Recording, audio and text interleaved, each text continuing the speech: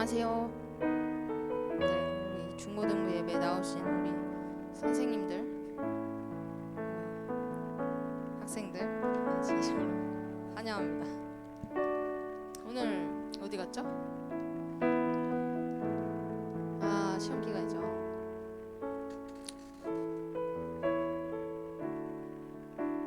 오늘 예배를 안 드린다면 큰일 납니다. 네, 시험 결과에 큰일이 있을 겁니다. 네, 우리 어려운 기간이지만 우리 예배 드리러 나오신 또 우리 학생들 너무 환영하고요. 오늘 예배 가운데 은혜롭게 예배 드리고 돌아갈 수 있는 시간 되었으면 좋겠습니다.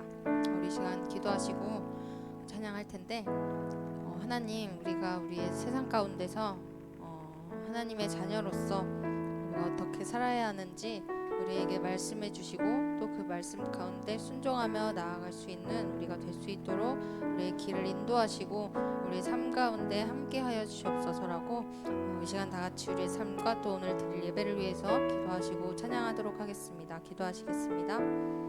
사랑의 주님, 감사합니다. 우리 예배 시간을 허락하시고 어려운 상황 가운데 이렇게 나와 하나님 앞에 예배를 드립니다. 우리의 마음이 하나님께 향하게 하시고 오늘 예배 가운데 보여주실 말씀들 우리가 집중하여 듣고 은혜 받고 돌아갈 수 있는 귀한 예배 시간 될 수 있도록 주님 도와주시옵소서.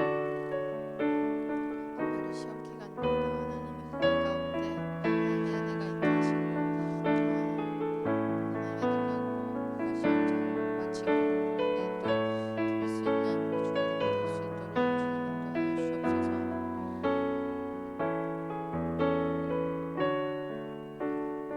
사랑이 많으신 우리 주 예수 그리스도의 이름으로 기도드렸습니다. 아멘. 우리 사도신경으로 신앙 고백하시겠습니다. 전능하사 천지를 만드신 하나님 아버지를 내가 믿사오며 그 외아들 우리 주 예수 그리스도를 믿사오니 이는 성령으로 잉태하사 동정녀 마리아에게 나시고 본디오 빌라도에게 고난을 받으사 십자가에 못 박혀 죽으시고 장사한 지 사흘 만에 죽은 자 가운데서 다시 살아나시며 하늘에 오르사 전능하신 하나님 옆에는 앉아 계시다가 죄로로서 산자와 죽은 자를 심판하러 오시리라. 성령을 믿사오며 거룩한 공예와 성도가 서로 교통하는 것과 죄를 사하여 주시는 것과 몸이 다시 사는 것과 영원히 사는 것을 믿사옵나이다. 네, 할렐루야.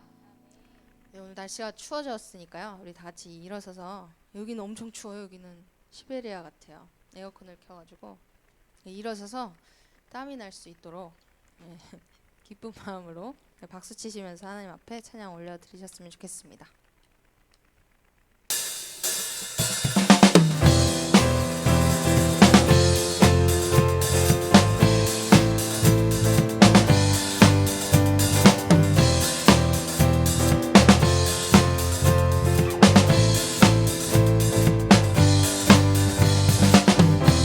믿음의 길 가네 세상의 길과 다른 그 길을 외롭고 험해도 주님의 말씀 따라가리라. 믿음의 길 가네 믿음의 길 가네 세상의 길과 다른 그 길을 수치와 멸시도 의로운 그 길 막을 수 없네. 하늘의 무별들을 보라 놀라우신 주님의 언약 눈들어 한 사람 보리라. 예수 그리스도 나의 삶 속에 새긴 주의 말씀 흔들리지 않는 마음 주시고 나를 부르심 나의 주 하나님 먼저 손 내밀어 날 이끄시네. 내 영혼 기뻐해 주와 함께하는 여정 속에서 내 영혼 찬양해 주의 크신 사랑 노래하리라.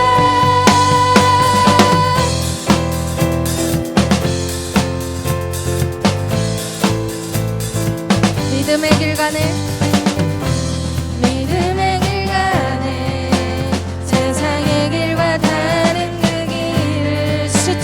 멸시도 산지와 멸시도 괴로운 그 길 막을 수 없네.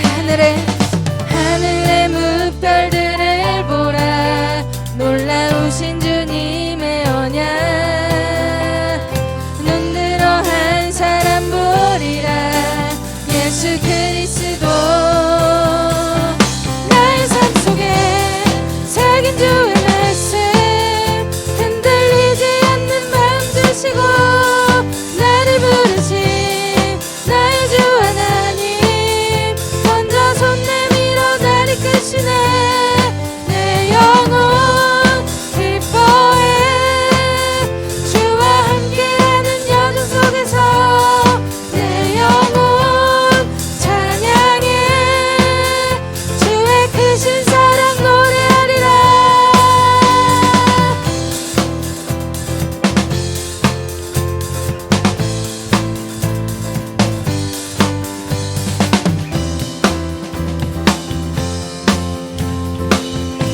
우리 다 함께 고백합시다. 나의 삶 속에 새긴 주의 말씀. 흔들리지 않는 마음 주시고 나를 부르신 나의 주 하나님. 먼저 손 내밀어 나를 이끄시는 내 영혼 기뻐해. 주와 함께하는 여정 속에서 내 영혼 찬양해. 주의 크신 사랑 노래하리라.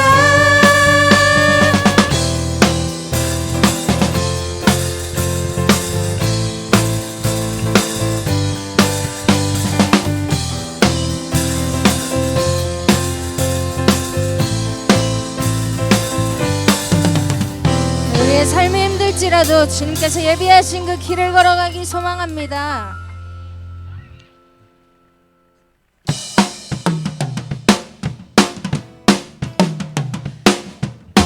우리에게 주신 그 주님의 사랑을 기억하며 우리 다 함께 찬양합시다. 세상 속에 날 주가 붙드사 그 사랑 안에서 살게 하시네. 멈추지 않는 주의 큰 사랑 내 작은 삶에서 흐르게 하시. 한 번 더. 세상 속에 날 주가 붙드사 그 사랑 안에서 살게 하시네. 멈추지 않는 주의 큰 사랑 내 작은 삶에서 흐르게 하시네. 주의 사랑 크신 사랑 나를 살게 해. 주의 사랑 크신 사랑 주 위에 살리. 하는 모든 순간 감사하며 살리라. 주 약속 이루시니 기뻐하리라. 소망 없던 내 삶에 의미를 주신 주 그의 사랑의 노래 되리.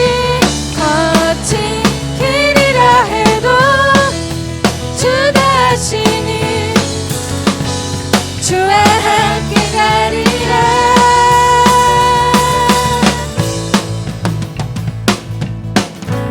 우리 한 번 더. 세상 속에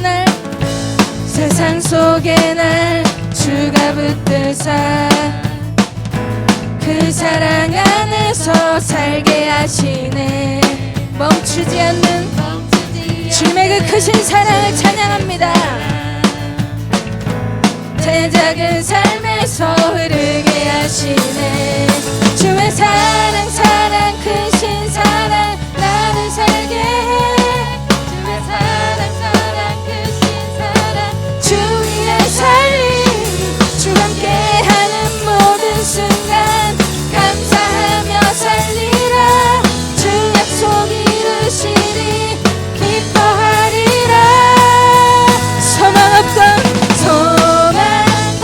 내 삶에 의미를 주신 주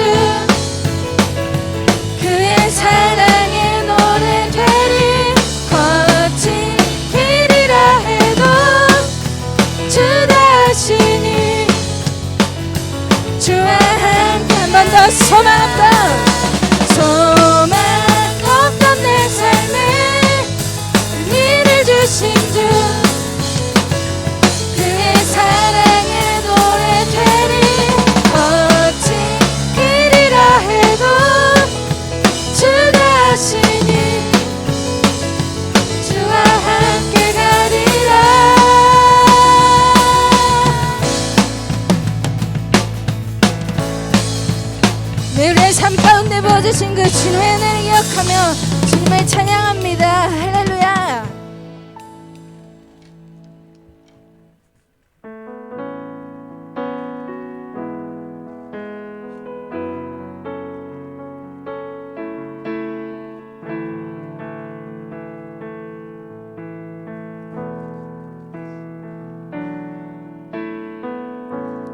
모든 것 아시는 주님, 나의 맘의 연약함 보시고 부족한 그 모습대로 주님 마음에 새겨주시네.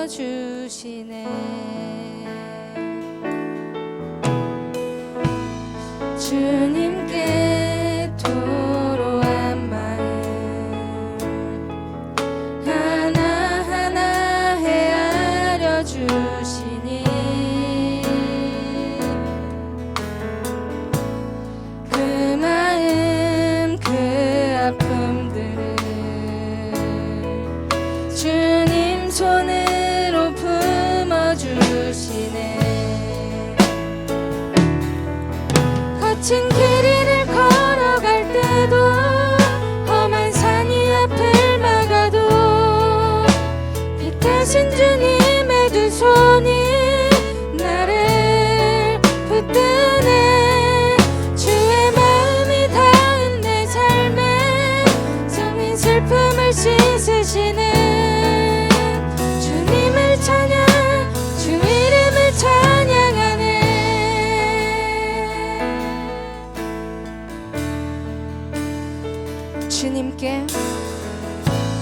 주님께 토로한 마음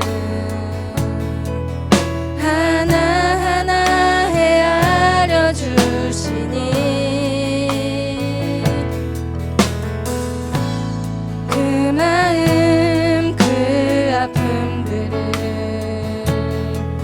주님 손으로 품어주시네. 거친 길 위를 걸어갈 때도 험한 산이 앞을 막아도 빛되신 주님의 두 손이 나를 붙드네. 주의 마음이 닿은 내 삶에 저민 슬픔을 씻으시는 주님을 찬양, 주 이름을 찬양하네. 거친 길 위를 걸어갈 때도 험한 산이 앞을 막아도 빛드신 주님의 두 손이 나를 붙드네. 주의 마음이 닿은 내 삶에 저민 슬픔을 씻으시는 주님을 찬양합니다. 주 이름을 찬양. 우리 마지막으로 고백합시다. 거친 길 위를 걸어갈 때도 험한 산이 앞을 막아도 빛되신 주님의 두 손이 나를 붙드네. 주의 마음이 닿은 내 삶에 저민 슬픔을 씻으시는 주님을 찬양. 우리 이 시간 예배의 말씀을 위해서 우리 같이 통성으로 기도하시겠습니다. 하나님, 우리의 삶이 아무리 힘들고 어려울지라도 온전히 우리가 하나님을 의지하며 나아가길 소망합니다. 하나님, 우리의 빛이 되신 그 주님을 기억하며 우리도 흔들게 나아가기 원하오니 하나님의 예배 가운데 임하셔서 우리를 이끄시고 하나님의 그 길 가운데로 인도하여 주시옵소서.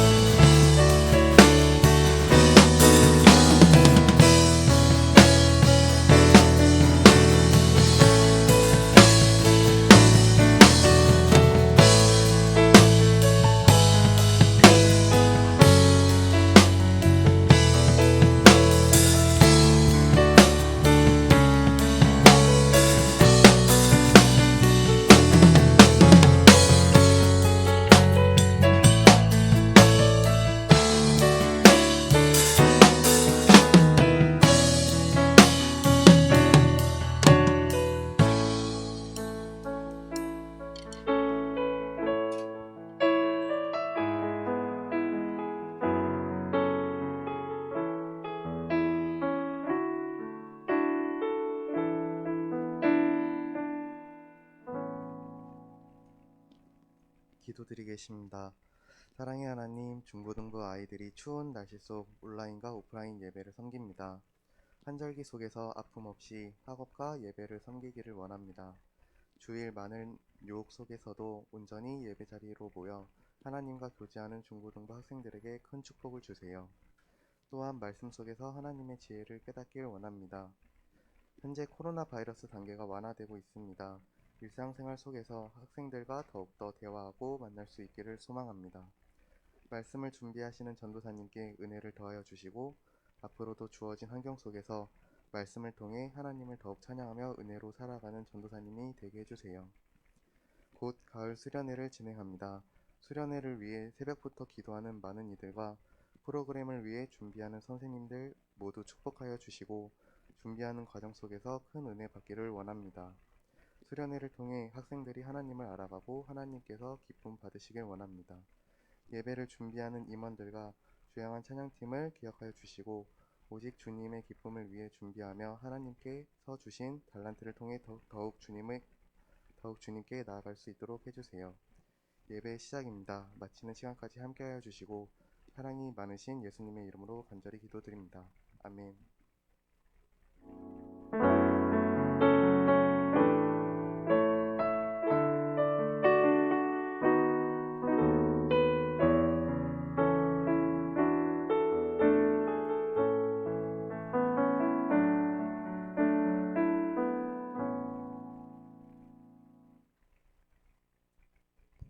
아멘. 우리 찬송가 490장 1절과 3절 함께 찬양하겠습니다.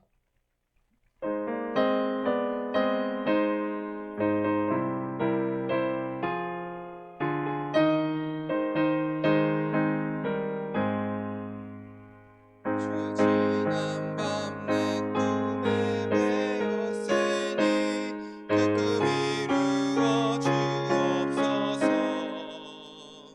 밤과 아침의 계시로 보여주사 항상 은혜를 주옵소서. 나의 놀라운 꿈 저녁과 믿기는 장차 그 은혜 받을 편이. 나의 놀라운 꿈 점령 이루어져 주님 얼굴을 배우리라. 세상 풍조는 나날이 변하여도 나는 내 믿음 지키리니.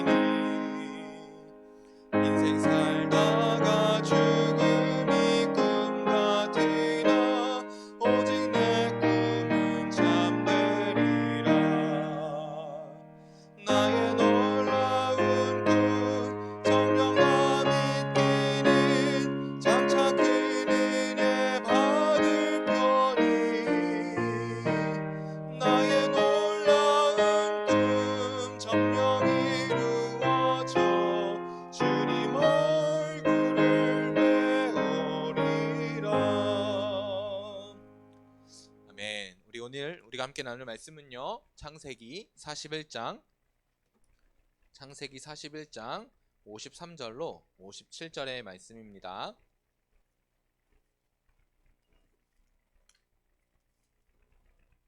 창세기 41장 53절로 57절의 말씀입니다. 저와 여러분이 한 절씩 교독하도록 하겠습니다. 애굽 땅에 7해 풍년이 그치고 요셉의 말과 같이 7해의 흉년이 늘기 시작하매 각국에는 기근이 있으나 애굽 온 땅에는 먹을 것이 있더니 애굽 온 땅이 굶주림에 백성이 바로에게 부르짖어 양식을 구하는지라. 바로가 애굽 모든 백성에게 이르되 요셉에게 가서 그가 너희에게 이르는 대로 하라 하니라. 온 지면에 기근이 있음에 요셉이 모든 창고를 열고 애굽 백성에게 탈세 애굽 땅에 기근이 심하며 각국 백성도 함께 읽겠습니다. 각국 백성도 양식을 사려고 애굽으로 들어와 요셉에게 이르렀으니 기근이 온 세상에 심함이었더라. 아멘. 네, 지난주 말씀을 우리 짧게 짚고 넘어가도록 하겠습니다. 지난주 말씀의 주제는요, 기독교 세계관으로 나를 보기라는 주제로 우리가 함께 말씀을 나눴습니다. 세계관이라는 것은요, 인간의 모든 크고 작은 것에 영향을 미칩니다. 그래서 지난주에 화장실에 대한 현대인과 유대인의 그 세계관의 차이를 통해 어떻게 화장실을 이용하는지에도 제가 좀 말씀을 나눴었는데, 이 인간의 모든 크고 작은 영향을 미치는 세계관이 중요하다면 우리의 기독교적 세계관도 매우 중요할 것이라는 거예요. 이 기독교적 세계관은 하나님의 말씀에 기준으로 한 세계관, 성경적 세계관이라는 것이고, 이 성경은 특히 창조와 타락과 구속을 가지며 그 세 가지의 큰 요소를 가지기 때문에 창조, 타락, 구속의 세계관으로 이해해도 괜찮다라고 지난주에 말씀을 드렸어요.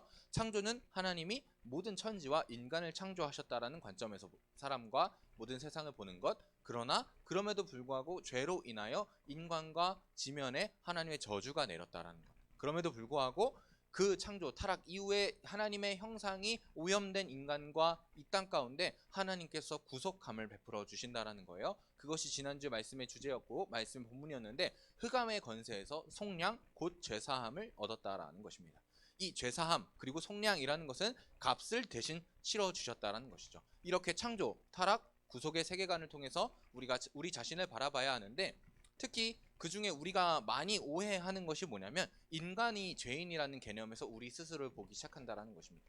그런데 우리 인간의 시작은 어디에 있죠? 바로 인간은 하나님의 형상이라는 창조의 본질로부터 우리 스스로를 바라보기 시작해야 된다는 것이죠. 그것이 지난주 말씀의 주제였습니다. 오늘의 말씀의 주제를 한 목소리로 읽도록 하겠습니다. 시작. 선한 영향력. 우리에게 중요한 것이 있어요. 우리 선생님들이, 또 우리 친구들의, 우리 학생들의 부모님들이 우리 삶 가운데 함께 하시면서 우리 학생들에게 또 선생님들에게 영향력을 미치십니다.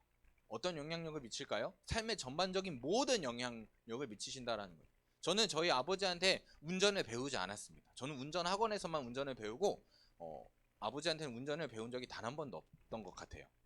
운전 학원에서 다 배우고 나서 우리 아버지한테 배웠는데, 제가 어느 날 차를 타고 가다가 우리 아빠의 오른손을 봤습니다. 우리 아버지가 운전하고 계셨는데 우리 아버지 오른손이 그 사이드 브레이크에 가 있었던 거예요. 근데 대부분은 이 운전을 할 때 사이드 브레이크에 손을 올려놓지 않고 뭐 기어에 놓거나 뭐 핸들에 올려놓거나 뭐 이렇게 운전을 하거든요. 그런데 그 모습을 딱 보는 순간 우리 아빠 나랑 똑같네? 라고 봤다라는 거예요. 저도 기어나 사이드 브레이크에 손을 많이 올려놓는 습관이 있었고, 대부분의 시간에 사이드 브레이크에 손을 올려놓고 이렇게 퉁퉁 치면서 운전을 하더라고요. 이렇게 우리는 우리 부모님으로부터 우리의 환경을 둘러싸고 있는 모든 사람들로부터 영향력을 받습니다. 근데 오늘 본문의 주제에서는요, 이 선한 영향력이라는 주제로 우리가 어떤 영향력을 끼칠 것인지에 대한 고민을 좀 가지고 있어요. 그런데 그 전에 제 삶을 여러분들과 조금 나누려고 해요. 글씨가 너무 작죠? 글씨를 다 보이게 하려면 작을 수밖에 없어서 제가 조금 읽어드리면서 갈게요. 저는 1994년에 모태신앙으로 출생을 했습니다. 저희 아버지는 장경환 집사님이셨고, 그때는 어머니 강혜숙 집사님 사이에서 모태신앙으로 성내동교회라는 곳에서 신앙생활을 시작합니다. 그리고 나서 2012년까지 성내동교회에서 신앙생활을 하다가 2012년에 하나님을 만납니다. 하나님을 만나고 나서 저는 총신대학교에 입학합니다. 총신대학교에 입학한 후에 2016년에 저는 입대합니다. 입대하여서 7사단 기독교 군종병으로 입대하여서 2년간의 군 복무를 마칩니다. 그리고 나서 2017년에 신대원에 입학합니다. 그리고 2020년 저는 만수중앙교회 중고등부 전도사로 부임했다라는 거예요. 자, 질문 하나 할게요. 제가 지금 여기에 크게 6가지의 사건들을 크게 기록했습니다. 이 6가지 사건 중에 하나라도 없어지거나 하나라도 변경된다라면 오늘의 제가 있을까요? 없을까요? 지금 이 모습의 제가 있을까요? 없을까요? 아마 조금은 달라지거나 없었을 수도 있을 것입니다. 우리는요, 우리의 모든 삶이 쌓여서 오늘날의 우리가 만들어진다라는 거예요. 제가 만약에 모태신앙이 아니라 철저한 불교신자의 부모님 사이에서 낳은 자식이었다면 제가 오늘날 이 자리에 이 모습으로 서 있진 않았을 거예요. 물론 하나님의 은혜와 또 다른 섭리로 인해서 제가 전도사의 모습으로 사역을 하고 있을진 모르겠지만 지금의 모습과는 조금 달랐을 것입니다. 만약에 제가 2012년에 예수님을 영접하지 않았더라면, 만약에 작년에 제가 아니면 올해 제가 하나님을 만났더라면 저는 지금 당장 전도사 사역을 하고 있지는 못했겠죠. 그러면 신대원도 가지 못했을 것이고 기독교 사단 군종병을 하지도 못했을 것이기 때문에 저는 이 모든 삶의 사건들을 통해서 이 쌓여진 사건을 통해서 오늘의 제가 만들어졌다는 거예요. 오늘의 본문은요, 우리가 너무 잘 알고 있는 요셉이라는 사람의 일대기 중에 거의 막바지를 다루고 있습니다. 이 요셉은 우리가 잘 아는 야곱의 11번째 아들로 이 땅에 탄생하게 됩니다. 그리고 나서요, 이 요셉 하면 기억나는 사건이 뭐예요, 여러분? 요셉 하면 기억나는 사건. 노예로 팔려가요. 노예로 팔려가는데 왜 노예로 팔려가는지 아세요? 형들이 미워요. 왜 형들이 미워할까요? 아빠가 요셉만 좋아해서 그거는 전제 배경이었어요. 그 전에 그것보다도 좀 우리의 인간적인 관점에서 보면 요셉이 조금 싸가지가 없었어. 그 싸가지가 없으면 어떻게 표현했는지 아세요? 요셉이 꿈을 꿉니다. 무슨 꿈을 꾸냐면 무슨 꿈을 꾸냐면 바로 이런 꿈을 꿔요. 우리가 밭에서 곡식단을 묶더니 내 단은 일어서고 요셉의 단은 일어서고 당신들, 이 당신이 누구냐면 형님들이에요. 형님들의 단은 내 단을 둘러서서 절하더이다. 이런 꿈을 꿉니다. 이게 무슨 뜻이냐면 바로 8절에 해석되어 있어요. 그의 형들은 그에게 이르되 네가 참으로 우리의 왕이 되겠느냐? 참으로 우리를 다스리게 되겠느냐? 하고, 야, 네가 막내는 아니지만 11번째 네가 우리의 왕 돼서 우리를 다스린다고? 우리가 너한테 절을 한다고? 하면서 분노하기 시작합니다.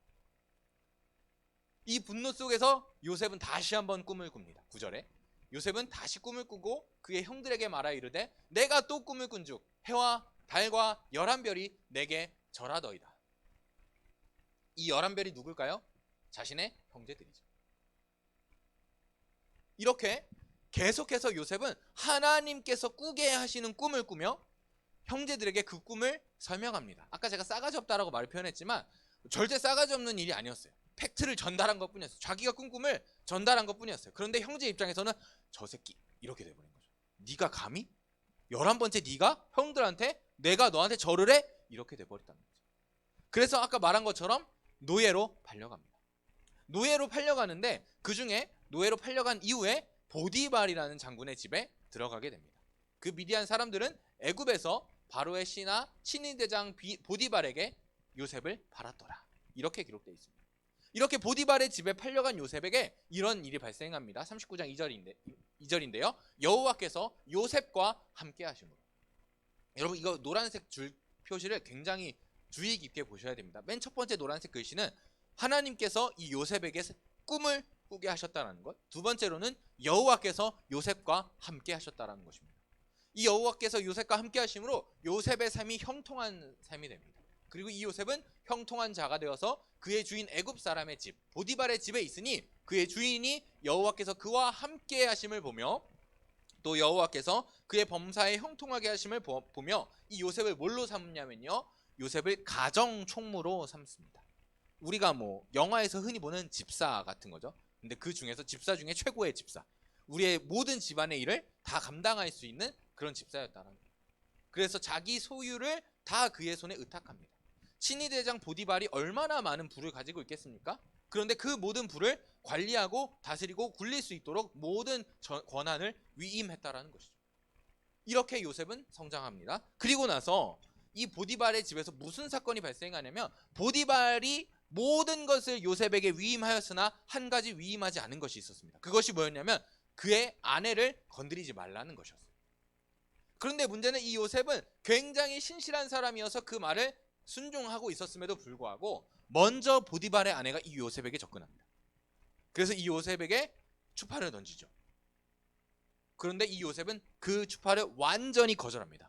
내가 하나님 앞에 득죄할 수 없습니다. 범죄할 수 없습니다. 하며 그 모든 유혹을 끊어내었습니다. 그런데 여자 입장에서 이 보디발의 아내 입장에서는 굉장히 자존심이 상하는 일이었는지 오히려 이 요셉에게 그 죄를 뒤집어 씌웁니다. 깍 소리 지르면서 요셉이 나를 덮치려 했어요. 이렇게 고발하게 되는 거죠. 그래서 그 요셉은 모든 죄를 뒤집어 쓰고 보디발로 말미암아 왕의 감옥에 갇히게 됩니다. 그런데 이 왕의 감옥에서도요, 또 한 가지 사건이 등장합니다. 제가 읽을게요. 이에 요셉의 주인이 그를 잡아 옥에 가두니 그 옥은 왕의 죄수를 가두는 곳이었더라. 요셉이 옥에 갇혔으나 21절 여호와께서 요셉과 함께 하시고 그에게 인자를 더하사 간수장에게 은혜를 받게 하심에 간수장이 옥중 죄수를 다 요셉의 손에 맡김으로 그 재반 사물을 요셉이 처리하고 간수장은 그의 손에 맡긴 것을 무엇이든지 살펴보지 아니하였으니 이는 여호와께서 요셉과 함께 하심이라. 여호와께서 그를 범사에 형통하게 하셨더라. 노란 색깔 글씨 또 나왔습니다. 여호와께서 요셉과 함께 하시고 그의 삶이 형통하게 하셨다. 이 왕의 감옥에서 요셉이 했던 일은요, 죄수들을 관리하던 일이었어요. 사람들을 관리하는 것을 오늘날로 한 단어로 표현한다면 정치라고 합니다. 사람들을 관리하고 사람들이 잘 살게 하고 잘못된 사람들을 치리하고 모든 공동체가 화합을 이룰 수 있게 하는 것, 그것을 정치라고 한다는 거예요. 이 요셉은 이 옥중에서 하나님께서 맡기신 이 죄수들을 관리하는 일들을 잘 감당해 나가기 시작합니다. 그때에 이 요셉에게 한 가지 기회가 생깁니다. 사실은 몇 가지 기회가 더 있었지만 큰 사건만 이야기할게요. 바로에게 하나님께서 꿈을 꾸게 하십니다. 바로에게 이 꿈을 꾸게 하는데 이 바로가 이 꿈 때문에 굉장한 근심에 빠지기 시작합니다. 모든 사람들을 불러내어도 이 바로의 꿈을 해석할 수가 없는 거예요. 너무 선명하고 너무 생생한 꿈인데 이 꿈이 나에게 해석이 되지 않으니 바로가 미치고 팔짝 뛸 노릇에 처하게 됐다는 거예요. 그때에 이 요셉이 이전에 꿈 때문에 갇히고 팔렸던 요셉이 바로의 꿈을 해석하기 위해 바로 앞에 섭니다. 그리고 오늘 본문은 바로 앞에 선 요셉이 바로의 꿈을 온전히 해석해주고 났더니 이 바로가 요셉이 하나님과 함께 하심을 깨닫게 됩니다. 그래서 이 요셉을 다시 뭘로 임명하냐면 애굽의 총리로 임명한다는 거예요. 제가 굉장히 빠르게 넘어왔는데 여러분, 이 사건들은 우리가 이미 많이 들었던 사건이죠. 잘 알고 있는 사건이라고 생각합니다. 요셉이 야곱의 11번째 아들로 출생한 것, 하나님이 주신 꿈을 꾸었던 것, 그 일로 말미암아 노예로 팔려간 것, 노예로 팔려간 이후에 보디발의 집에 들어갔고 그 보디발의 집에서 아내의 유혹 때문에 왕의 감옥에 갇혔던 것, 그 왕의 감옥에 갇힌 이후에 꿈을 몇 번 해석하다 보니 바로의 꿈까지 해석하게 된 것, 그리고 애굽의 총리가 된 사건, 이 모든 사건을 우리는 이미 들었다라는 겁니다. 그럼 여기서 여러분들에게 다시 한번 질문하겠습니다. 여기 둘, 셋, 넷, 다섯, 6번의 사건 동안 요셉에게 주어진 크게 있는 이 6번의 사건이 요셉에게 없었더라면, 아니면 전혀 다른 상황의 사건이 생겼더라면 오늘 본문에 나타난 이 요셉의 모습이 그대로 나타났을까요? 전 이번에도 아니라고 말하고 싶다라는 거예요. 제가 우리 부모님 밑에서, 제가 7사단에서, 제가 총신대학교에서, 신대원에서 입학하고 모든 활동들을 다 감당하지 않았더라면 지금의 오늘날의 제 모습이 없을 수 있었던 것처럼 저 사건들 또한 요셉에게 없어서는 안 되는, 아니 반대로 말하면 요셉을 만들어간 사건이라는 것이죠. 그런데 우리가 잘 아는 것처럼 저 사건들은 우리가 상상하기도 어려울 정도로 굉장히 가혹한 일입니다. 문제는 우리가 이 성경을 그냥 글로만 읽다 보니까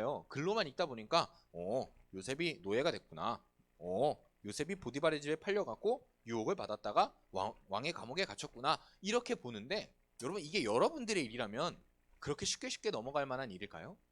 절대 아니라는 거예요. 굉장히 치명적이고 이 요셉을 절망과 좌절 가운데 빠뜨릴 만한 어마어마한 사건들입니다. 그런데 이 사건들이 없었더라면 이 마지막에 애굽의 총리가 된 요셉의 모습은 결코 완성되지 않았을 것이라는 것입니다. 오늘 본문은요, 좀 앞에서부터 살펴볼 건데요, 바로의 꿈과 그 꿈의 해석에 대해서 이야기하고 있습니다. 바로가 어떤 꿈을 꿨냐면, 먼저 아름답고 살찐 7의 암소가 강가에서 올라와 갈밭에서 풀을 뜯어먹고 있습니다. 아주 풍요로운 암소가 강가에서 풀을 뜯어먹고 있는데, 그 뒤에 흉하고 빼빼 마른 7암소가 다시 나일 강가에 올라와서 그 소와 함께 나일 강가에 서 있다가 그 흉하고 파리한 빼빼 마른 소가 아름답고 살찐 7의 암소를 잡아먹습니다. 이게 바로가 꾸었던 첫 번째 꿈입니다. 이 꿈을 꾼 바로가 곧 잠에 깨었다가 다시 잠들기 시작합니다. 두 번째 꿈을 꾸는데요. 그 꿈의 내용은 이렇습니다. 한 줄기 무성하고 충실한 7의 이삭이 나옵니다. 이삭이 아주 과실을 잘 맺은 거죠. 그런데 6절에 그 후에 또 가늘고 동풍에 마른 7 이삭이 나오더니, 마른 이삭은 죽은 이삭이죠.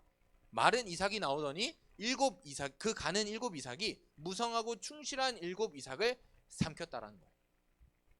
이 두 가지의 꿈을 바로가 꾸게 됐는데 너무 생생하고 이 꿈을 해석하지 않고서는 못 견딜 것 같은 거예요. 그래서 수소문 끝에 이 요셉이라는 자를 찾아내고 그 요셉을 왕궁으로 불러들입니다. 그때 요셉은 이렇게 말합니다. 내가 바로에게 이르기를 하나님이 그가 하실 일을 바로에게 보이신다. 노란색 글씨입니다. 하나님이 그가 하실 일을 바로에게 보이신다. 누구를 통해서요? 요셉을 통해서. 해석을 해줄 거니까. 그 꿈은 이러합니다. 해석합니다. 온 애굽 땅에 7해 큰 풍년이 있겠고 7 풍요로운 소와 풍요로운 이삭과 같이 엄청난 대풍년이 7년간 애굽에게 나타난다는 것입니다. 그리고 그 후에는 어마어마한 흉년이 7년 동안 애굽 땅에 나타난다는 것이죠. 이 흉년이 얼마나 크면 이전에 7년간의 풍년을 다 잊어버릴 만큼 대흉년이 이 애굽의 땅에 저주와 같이 내리게 된다는 것입니다. 31절에는 이렇게 기록되어 있어요. 그 후에 든 그 흉년이 너무 심함으로 이전 풍년을 이 땅에서 기억하지 못하게 되리니 해서 이 요셉이 이 꿈들을 해석해 줍니다. 이 꿈의 해석을 들은 바로가요, 요셉을 애굽의 총리로 세웁니다. 그리고 이 요셉은요, 총리가 된 이후에 7년간의 풍요로움이 정말로 찾아오게 되었습니다.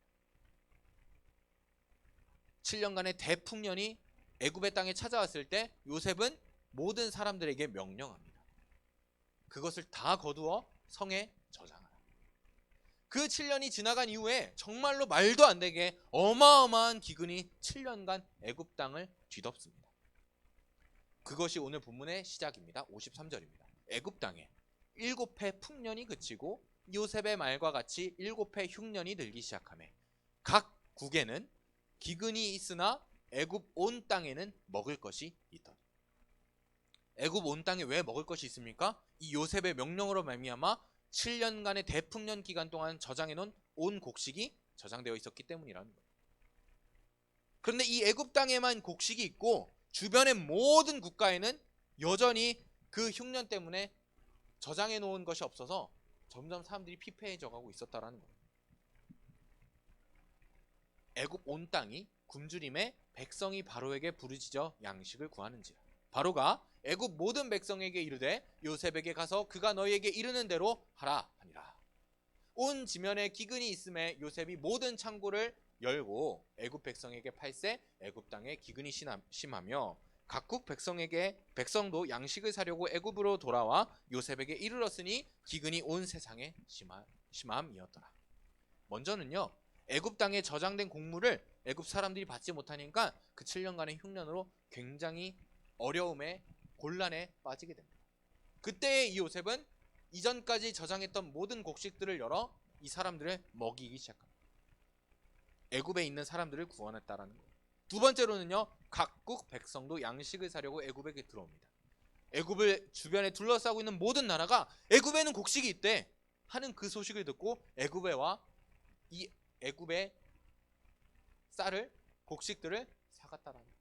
그래서 이 각국 주변에 있는 나라들이 구원을 얻었다라는 것입니다.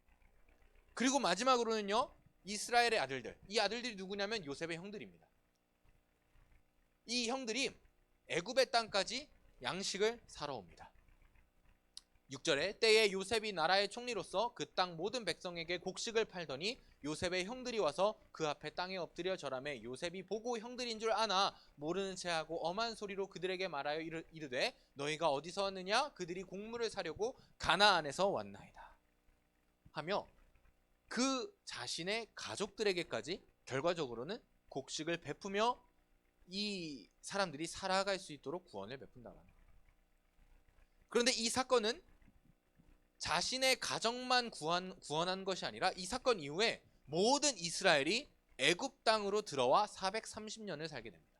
이 430년의 기간 동안 이스라엘은 무슨 일이 있었냐면 큰 민족을 이루게 됩니다. 애굽의 보호 아래서. 이것이 이스라엘이 다시 한번 회복되어지고 새로워지는 발판이 되었다라는 것입니다. 오늘 본문의 주제가 선한 영향력입니다. 여러분 보세요. 이 요셉이라는 사람이 애굽의 총리가 되니 많은 사람들에게 선한 영향력을 미쳤습니다. 먼저는 애굽 백성들에게 선한 영향력을 미쳤습니다. 애굽의 7년간의 대풍년이 있을 동안 그 모든 양식을 낭비하지 말고 저장하게 한 요셉이 있었기 때문에 그것을 다시 애굽 사람들에게 나눠줌으로 팔므로 이 애굽의 백성들이 살 수 있게 도왔다라는 거예요. 더 나아가서는 이 애굽의 백성을 떠나서 주변에 있는 나라들까지 그 모든 양식을 팔아 살아갈 수 있도록 선한 영향력을 베풀었다는 것이죠. 그 다음은요, 자신의 가정에게 그 자신으로 시작한 모든 온 이스라엘을 구원하기 이르기까지 이 요셉은 선한 영향력을 베풀었다라는 것입니다. 여러분, 이것을 가능하게 한 것, 이것을 이 선한 영향력이 요셉을 통해서 흘러나가게 한 것이 바로 무엇이었을까요? 저는 우리가 계속 나누고 있는 기독교 세계관으로 살아가는 요셉의 모습 때문이라고 생각합니다. 하나님께서는 이 요셉에게 계속해서 보여주시고 함께 하심으로, 하나님의 말씀이 그와 계속 함께 하심으로 이 요셉이 그 세계관을 가지고 온전히 살아갈 수 있었다라는 거예요. 그래서 이 요셉은 온 애굽을 둘러싼 모든 나라와 자신의 가정과 자신의 가정에 속한 온 이스라엘을 구원에 이르기까지 선한 영향력을 발산했다라는 것이죠. 영향력을 행사했다라는 것이죠. 그런데 이렇게 요셉이 선한 영향력을 강력하게 온 애굽과 모든 나라와 자신의 가정과 온 이스라엘을 구원할 만큼 강력하게 영향력을 베풀기 이전에서부터 이 요셉은 작게 크고 작게 선한 영향력을 계속해서 베풀고 있었다라는 것입니다. 언제요? 노예로 팔려갔을 때, 보디발의 집에 갔을 때, 그때도 하나님이 요셉과 함께 하심으로 그가 형통하게 되어 보디발의 모든 가정 재물을 맡아 처리하게 된다는 것이죠. 이 요셉을 통해서 보디발의 집에 하나님의 은혜가 선한 영향력이 끼쳐지기 시작했습니다. 그 이후에는요, 왕의 감옥에 갇혔을 때, 그 왕의 감옥에 갇혔을 때도 그 감옥에도 동일하게 하나님의 요셉의 선한 영향력이 흘러나갔다는 것입니다. 그리고 총리가 된 이후에는 온 애굽과 각 나라와 이스라엘에 이르기까지 강한 하나님의 선한 영향력을 흘려나갔다는 것입니다. 오늘 말씀을 시작할 때요, 제가 여러분들에게 보여준 도표가 있어요. 제3과 요셉의 삶. 그 중에 한 가지라도 달라지고 없어지고 바뀌었다라면 오늘 이 요셉의 모습은 조금 달라졌을지도 모르겠습니다. 그러나 분명한 것은 애굽은 애굽의 총리가 되기 전까지도, 그 전에서도 여전히 하나님의 사람으로, 하나님과 함께함으로, 기독교 세계관으로 살아감으로 하나님의 선한 영향력을 흘려보내고 있었다는 것이죠. 이 말씀이 의미하는 게 뭘까요? 우리가 이렇게 생각해요. 내가 오늘 내 삶을 최선으로 살아간다. 내가 오늘 이 세상 가운데 진짜 빛나는 한 사람이 되어야겠다. 내가 이 세상을 뒤집어 흔들 만큼 강력한 힘을, 많은 돈을 가진 그런 사람이 되어야겠다. 좋은 대학교 가서 좋은 데 취직해서 많은 돈 벌어서 선한 영향력을 끼쳐야겠다. 이렇게 생각한다는 거예요. 그런데 우리의 삶은요, 단 한순간에 만들어지지 않습니다. 우리의 삶이 계속해서 하나님의 선한 영향력을 흘리기를 애쓰고 노력하지 않는다면 오늘 이 온 애굽 땅과 각 나라의 영향력을 흘리는 강력한 이 요셉의 영향력이 나타나지 않을 수 있다는 거예요. 그래서 우리가 지금 가지고 있는 내가 지금은 영향력을 흘리지 않을지 모르겠지만 내가 나중에 대성하여서 하나님의 선한 영향력을 흘리겠다라는 생각을 지금 당장 접어두셔야 합니다. 하나님은 어렸을 때부터 노예로 팔려간 순간, 감옥에 갇힌 순간에도 매 순간 이 요셉과 함께 하심으로 계속해서 그 요셉을 통해서 선한 영향력들을 흘려내 보내셨습니다. 그 크고 작은 선한 영향력들이 계속해서 이 요셉을 성장하게 하였습니다. 보디발의 집에서는요, 돈을 관리하면서 돈을 어떻게 운용해야 되는지, 관리해야 되는지 배웠습니다. 왕의 감옥에서는요, 사람들을 관리하면서 정치를 배웁니다. 그래서 이 요셉이 총리가 되어서도 나라의 돈을 관리하고 정치를 하는데 부족함이 없었다라는 것입니다. 여러분, 우리 삶은요, 단 한순간에 이렇게 불뚝 솟아나지 않습니다. 우리의 삶이 쌓이고 또 쌓였을 때, 하나님께서 우리를 만들어 가셨을 때 우리의 삶이 비로소 완성이 된다는 것입니다. 그래서 만약에 여러분들의 삶이 지금 당장 나는 하나님의 선한 영향력을 흘리지 않을 거야, 지금은 내가 바빠, 지금은 내가 그럴 여유가 없어, 나중에 커서 해도 되잖아 라는 생각이 있다면, 여러분, 제가 장담하건대 정말 하나님의 특별하신 강력하신 은혜가 없다면 불가능합니다. 그래서 오늘 이 10대 때에 여러분들이 예배에 나오고 하나님의 말씀을 듣고 하나님의 말씀대로 살아가기를 배운다라는 것입니다. 여러분, 지금 11조 안 하죠? 여러분, 한 달에 용돈 얼마나 받으세요? 뭐 많이 받는 사람 한 10만 원 받나요? 여러분 11조 하십니까? 여러분들 머리 가운데 이런 생각 들 거예요. 내가 돈 많이 벌면 그때 되면 11조 할 수 있겠지. 아니요, 못해요. 10,000원도 못 내는데 200만 원 벌면 20만 원 내겠습니까? 못합니다. 1,000만 원 내면 100만 원 11조 하실 수 있겠습니까? 아니요, 못합니다. 10,000원이 아까운데요. 1억 벌면 1,000만 원, 나머지 9,000 있으니까 못합니다. 여러분들이 하나님의 사람으로 나중에 다 커서 여러분들이 성공한 끝자리에 올라서 그것들을, 하나님의 선한 영향력들을 흘리겠다고요? 아니요, 못합니다. 요셉이 어렸을 때 그렇게 선한 영향력을 흘려나가는 연습을 하지 않았더라면, 하나님과 매일 함께함으로, 하나님이 그와 함께하심으로 그를 형통하게 하지 않으셨다라면, 요셉은 애굽의 총리가 되어서도요, 총리 일을 잘 감당하지 못했을 것입니다. 그것이 오늘 본문이 말하는 거예요. 여러분, 그러니 지금 당장 시작해야 돼요. 오늘이 중요한 거예요. 그렇다고 해서 제가 여러분들에게 오늘 당장 주를 위해 죽어라 이렇게 말하는 게 아니에요. 오늘 여러분들이 할 수 있는 여러분들의 삶의 자리에서 하나님의 선한 영향력을 흘리십시오. 여러분들의 가정에서, 여러분들의 학교에서, 여러분들의 친구에게, 여러분들의 교회 반들에게, 여러분들이 속한 이 지역에, 이 나라에 선한 영향력을 흘리기 시작해야 된다는 거예요. 어떻게 할 수 있을까요? 오늘 아침에 이런 말 해도 되는지 모르겠는데, 어떤 분이 예배가 끝나고 무단횡단을 해서 걸어가는 모습을 봤어요. 네, 봤는데 우리 부교역자들과 오늘 기도하셨던 장로님께서 깜짝 놀랐습니다. 아, 우리 목사님께서 설교하셨는데 왜 무단횡단해서 집을 가지? 아, 저러면 위험하기도 한데? 이렇게 말했습니다. 여러분 보세요. 만약에 어떤 사람이, 그분이 교회 예배를 끝마치고 나와서 무단횡단해서 집에 나가는 모습을 봤다고 합시다. 여러분, 이게 선한 영향력을 흘릴 수 있는 일일까요? 아니라고 생각해요. 선한 영향력은 이렇게 작은 것부터 시작할 수 있습니다. 이번 주 토요일날 우리 수련회가 시작됩니다. 그 수련회에 우리가 선한 영향력을 끼칠 수 있는 게 무엇일까요? 그 수련회를 위해 기도하고 준비하는 것입니다. 무슨 준비가 필요할까요? 여러분, 학원을 끊어내셔야 됩니다. 그날 하루만큼, 아니 이틀만큼. 부모님을 설득하셔야 됩니다. 어떻게 해요? 엄마, 내가 수련회 가기 위해서 이번 한 주 평일 동안 더 공부 열심히 할게. 수련회 회비가 없지만, 수련회 회비가 10,000원이라고 하면, 엄마, 아빠, 나 원래 주던 용돈만 줘. 내가 일주일 동안 간식 안 먹고 수련회비 낼게. 수련회비 이번엔 없습니다. 이렇게 준비하는 거죠. 또 무슨 준비가 필요할까요?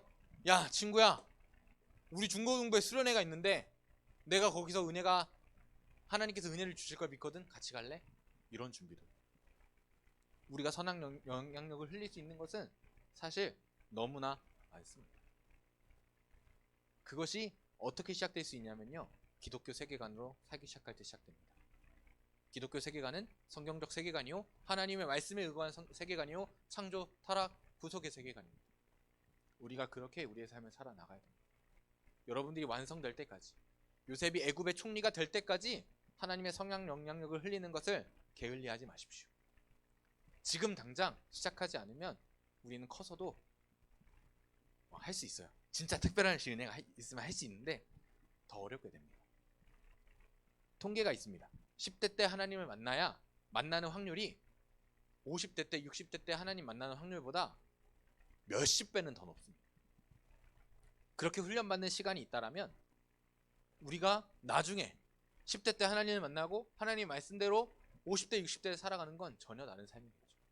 그러니 여러분, 여러분의 오늘이 중요합니다. 오늘 이 선한 영향력을 흘리시기를 힘쓰셔야 합니다. 여러분들 삶을 통해서 정말 작은 일로부터 교회에 나오는 것, 헌금을 준비하는 것, 예배를 위해 기도하는 것, 수련회를 위해 기도하는 것, 오늘 교회를 나가면서 무단횡단하지 않는 것, 모든 법규를 지키는 것, 기타 등등의 모든 것들을 통해서 여러분들의 선한 영향력을 흘리십시오. 그것이 기독교 세계관으로 살아가는 우리의 모습입니다. 우리 찬양팀 나와주실까요? 오늘 찬양은요, 지난주 우리가 했던 찬양입니다. 그런데 이 마지막 부분에서 제가 이런 부분을 찾았어요. 마지막 부분을 제가 읽어드릴게요. 주는 나의 힘, 소망 되시니 작은 자의 어둠 밝히시니 소망 잃어버린 이 땅 위에 주의 영광 비추리 주와 함께. 이 마지막 부분, 소망 잃어버린 이 땅 위에 주의 영광 비추리 주와 함께. 이 선한 영향력의 시작은요, 요셉이 하나님이 요셉과 함께 하심으로 시작되었습니다. 우리의 삶 가운데 하나님이 함께 하시면 우리의 삶을 통해서 하나님의 선한 영향력이 흘러나가는 것입니다. 이 찬양의 대부분의 가사는요, 하나님이 우리의 등불이 되신다라는 것이에요. 하나님이 우리의 빛이 되셔서 우리의 어둠을 밝히신다라는 것이에요. 그런데 마지막에는 그렇게 밝게 된 자들의 삶이 나타나 있습니다. 우리가 그 하나님의 빛을 받았다라면, 그 하나님의 등불의 빛을 수여받았다라면 이제는 그 빛을 우리도 세상에, 소망을 잃어버린 땅에 비추게 되는 것입니다. 여러분, 코로나19가 우리의 세상을 많이 병들게 했습니다. 그런데 문제는요, 이 코로나19가 우리의 신앙도 많이 병들게 했습니다. 네.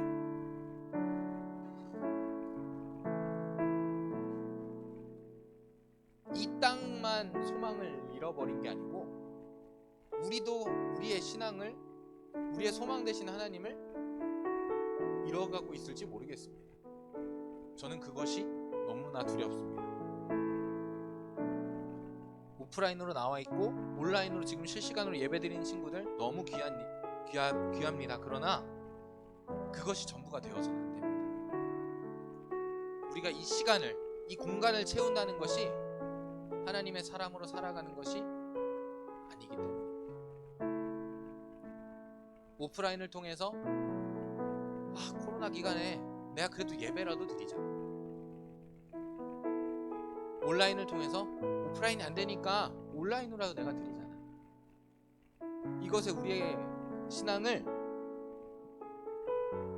멈춰서는 안 됩니다. 우리가 하나님을 사랑하는 것들은, 하나님의 빛을 받는 것들은 너무나도 우리의 삶에 전인격적으로 모든 삶의 영역으로 찾아옵니다. 그렇기 때문에 여러분, 이 한 번의 예배로 우리가 그 하나님의 빛을 받았다라고 확신하지 않길 바랍니다. 우리의 삶이 달라져야 합니다. 그리고 그 삶을 통하여 하나님께서 우리의 삶에 빛을 비추실 때 내가 속한 모든 공동체에 그 하나님의 선한 영향력이 그 하나님의 빛이 흘러 나가야 하는 것입니다. 그것은 지금 오늘 우리의 삶으로부터 시작되어야 합니다. 우리 시간 찬양하시면서 먼저는 다시 한번 그 하나님의 빛이 우리에게 임하시기를, 수련회를 통하여 우리에게 계속해서 쌓였던 죄악과 어둠들이 하나님의 빛이 임하며 그 빛으로 말미암아 모든 죄가 대속되어지는 은혜가 나타나게, 이제는 그 빛을 받은 하나님의 자녀들이 내가 그 하나님의 빛을 이 소망 없는 세상 가운데 비추며 살아가기를 함께 기도하고 결단하는 시간이 될 수 있기를 바랍니다. 우리 함께 찬양하겠습니다. 긴 어둠 속에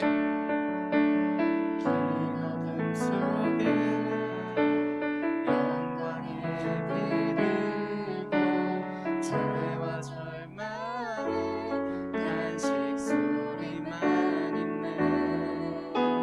주의 사랑은 여전히 날 기다리시며 날 부르시네. 하나님은 나의 꺼지지 않는 등불이시니. 주는 나의 빛 구원이시니. 내가 누구를 두려워하리. 주가 찾으시는 종이 되어 주는 주만 섬기리. 주는 나의 긴 소망 되시니. 작은 자의 어둠 밝히시니. 소망 잃어버린 이 땅 위에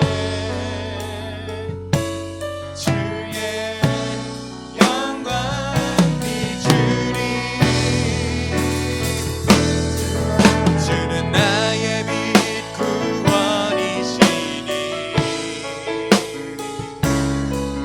내가 누구를 두려워하리. 주가 찾으시는 종이 되어 나는 주만 섬기리. 주는 나의 긴 소망 되시니. 작은 자의 어둠 밝히시니. 소망 잃어버린 이 땅 위에 주의 영광. 우리 다시 한번 고백합니다. 주는 나의 빛 구원이시니. 주는 나의 빛 구원이시니.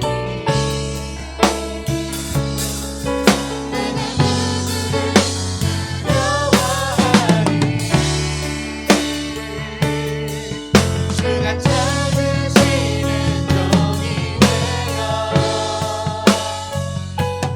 나는 주만 섬기리. 주는 나의 긴 소망 되시니.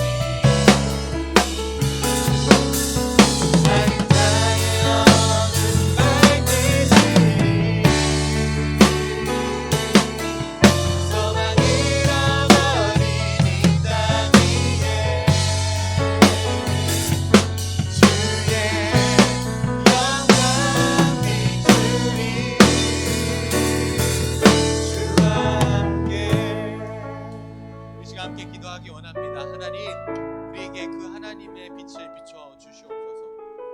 우리가 코로나19로 또 많은 상황들로 우리 안에 있는 그 하나님의 형상이 오염된 것으로 유지될까 두렵습니다. 하나님, 우리에게 그 하나님의 빛을 비추어 주시옵소서. 우리가 그 등불 되시는 하나님의 빛을 경험하며 우리 안에 있는 모든 죄를 속량함을 입으며 이제는 그 빛을 지닌 자로, 그 빛의 수여자로 이 어둠으로 뒤덮여지고 소망을 잃어버린 이 땅 위에 다시 한번 그 하나님의 빛을 비추는 한 사람 한 사람이 되어지길 소망합니다. 기독교 세계관으로 매 순간 하나님과 함께함으로 매 순간 하나님의 선한 영향력을 흘렸던 요셉과 같이 지금 오늘 우리의 삶을 통하여 그 하나님의 선하신 영향이 흘러나가기를 소망하오니 우리를 그렇게 들어 사용하여 주시옵시고 우리가 그 가운데 하나님께서 우리에게 허락하시는 큰 기쁨과 참된 평안을 허락하여 주시옵소서. 우리가 이 기도 제목으로 간절히 기도하며 나아가겠습니다. 함께 기도합니다.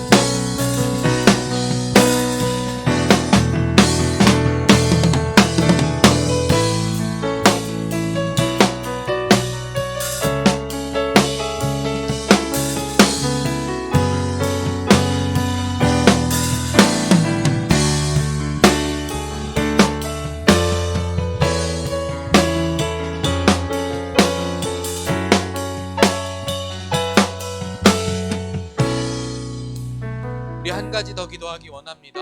우리 수련회를 위해서 기도하길 원하는데요. 하나님, 이번 수련회 가운데 우리의 등불 되시며 빛 되신 하나님께서 임재하여 주셔서 수련회에 참여하는 모든 중고등부 친구들이 그 하나님의 빛을 경험할 수 있도록 주님 역사하여 주시옵소서.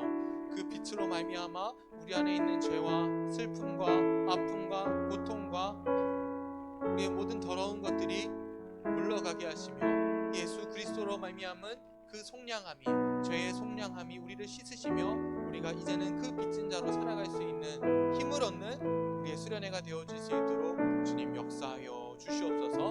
우리 많은 친구들이 아직까지 예배 나오지 못하지만 이번 수련회로부터 다시 한번 우리가 그 빛을 회복하길 소망합니다. 우리 중고등부 한 사람 한 사람들이 그 빛을 다시 한번 지니게 하시며 우리 중고등부의 모임이 그 빛의 모임으로 더 밝고 찬란하게 빛날 수 있는 모임이 되게 해달라고 우리 시간 다시 한번 수련회를 위하여 우리 중고등부를 위하여 기도하며 나아가겠습니다. 함께 기도합니다.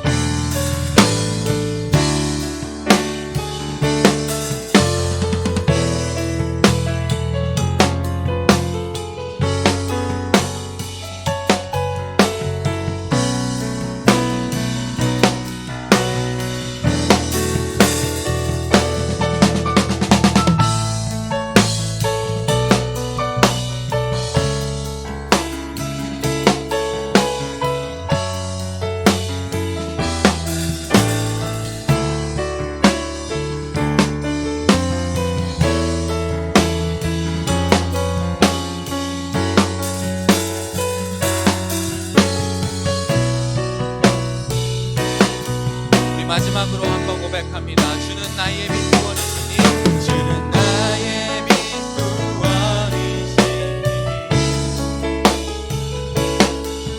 내가 누구를 두려워하리 주가 찾으시는 영이 되어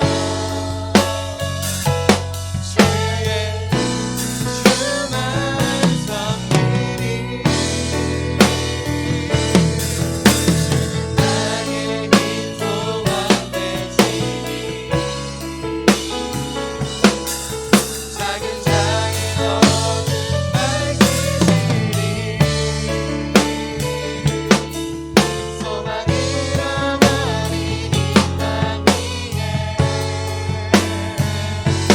주의 영광 비추리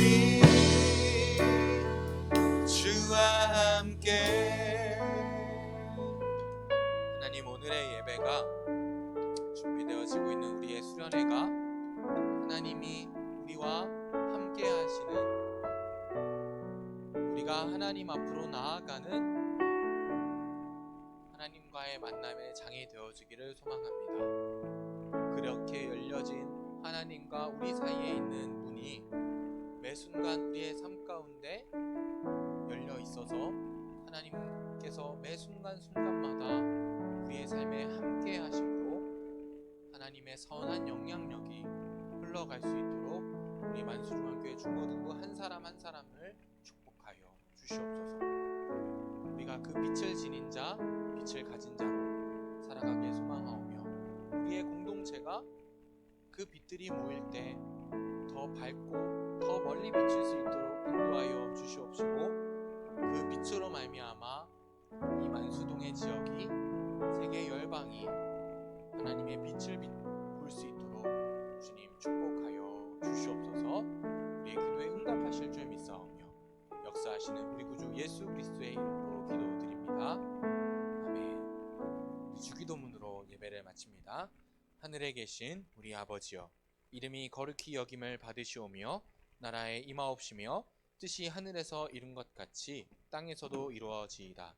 오늘날 우리에게 일용할 양식을 주옵시고 우리가 우리에게 죄 지은 자를 사하여 준 것 같이 우리 죄를 사하여 주옵시고 우리를 시험에 들게 하지 마옵시고 다만 악에서 구하옵소서. 대개 나라와 권세와 영광이 아버지께 영원히 있사옵나이다. 아멘.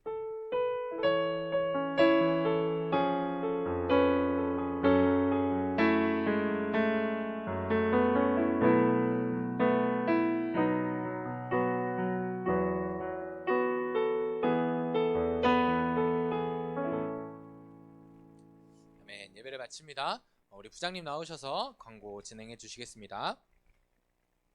기 전에 우리 준비된 영상이 있거든요. 불 뒤에 꺼주시면 우리 수련회 영상 보고 우리 부장 선생님 광고해 주시겠습니다.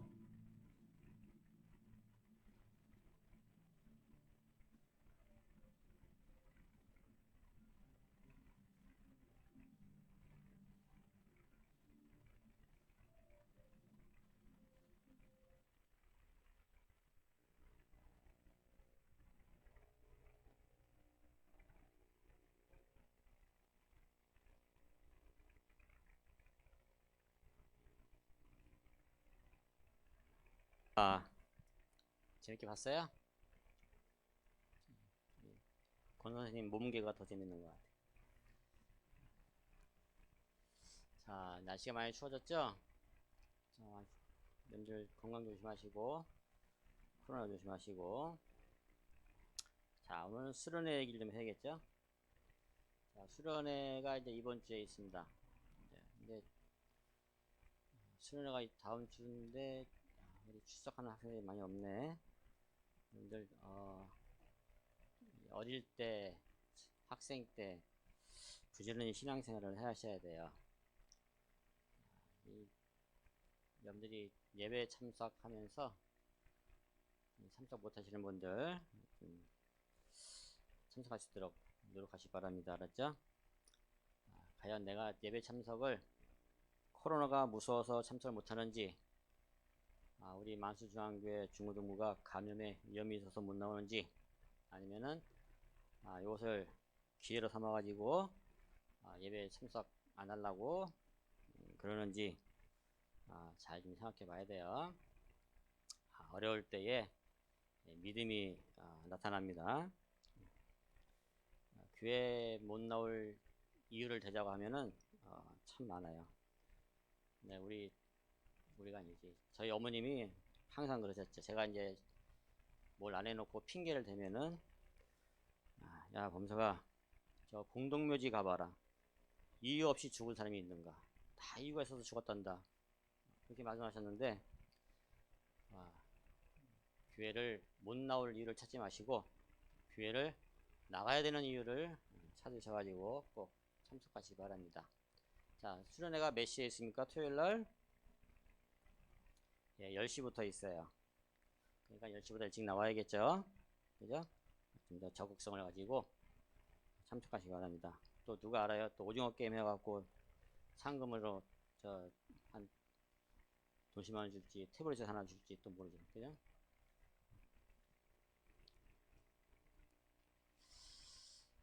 자, 수련회를 꼭 참석할 수 있도록 여러분들 준비하시기 바랍니다. 자, 그 다음에 성경 읽기 꼭 해주시고, 자, 세례 입교자 교육이 있습니다. 해당자분들은 꼭 참석하셔서 교육 받으시기 바랍니다. 수련회 할 말이 많은데 또 하면은 이제 또 잔소리 되기 때문에 꼭 참석하시는 말씀 부탁드리고, 자, 광고 마치겠습니다.